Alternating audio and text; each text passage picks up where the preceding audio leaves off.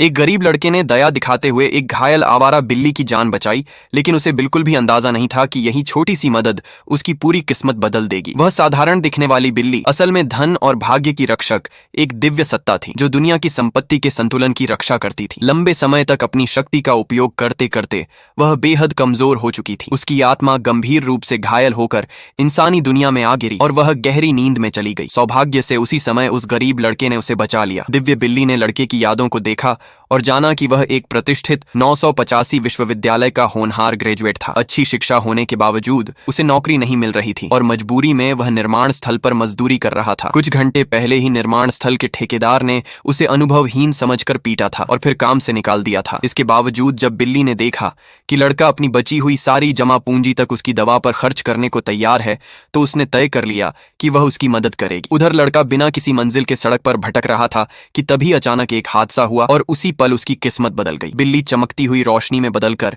सीधे उसके शरीर में समा गई। जब लड़के को दोबारा होश आया तो उसने खुद को अस्पताल में पाया। उसके पास बिल्ली के कानों वाली एक छोटी सी गुड़िया रखी हुई थी। लोगों को लगा कि वह कोई खोया हुआ बच्चा है। तभी अचानक वह गुड़िया बोलने लगी और उसने बताया कि वही वह बिल्ली है जिसे लड़के ने बचाया था। लड़का हैरान रह गया जब उसने देखा कि वह बिल्ली इंसानी रूप धारण कर चुकी है। उसने बताया कि वह धन और भाग्य से जुड़ी एक सहजीवी सत्ता है। चूंकि लड़के ने उसकी जान बचाई थी, इसलिए उसने खुद को उसके साथ बांध दिया और अब लड़का उसका मालिक बन चुका है। ये सुनते ही लड़का घबरा गया। वह नहीं चाहता था कि लोग गलत समझें, क्योंकि उसकी अभी तक शादी भी नहीं हुई थी। लेकिन युआन बाओ नाम की उस बिल्ली ने बताया कि वह अपनी मुख्य ऊर्जा से उसकी जान बचा रही है और अब दोनों का जीवन एक दूसरे से जुड़ चुका है। अगर यह बंधन अभी तोड़ा गया तो लड़का तुरंत सड़ती हुई लाश में बदल जाएगा। मजबूरी में उसे यह सच स्वीकार करना पड़ा। अब उसके मन में सिर्फ एक ही इच्छा थी कि यह रहस्यमयी शक्ति उसकी दुखों से भरी जिंदगी बदल दे। लेकिन तभी अचानक कमरे का दरवाजा खुल गया। उसी समय एक रहस्यमयी सिस्टम सक्रिय हुआ और उसने सामने खड़े व्यक्ति की पहचान करना शुरू कर दिया। पता चला कि वह आदमी भी एक विशेष सहजीवी शरीर था, लेकिन उसका स्वभाव लालच और विद्रोह से भरा हुआ था। सिस्टम ने उसकी पहचान ली, गू शुन के रूप में की और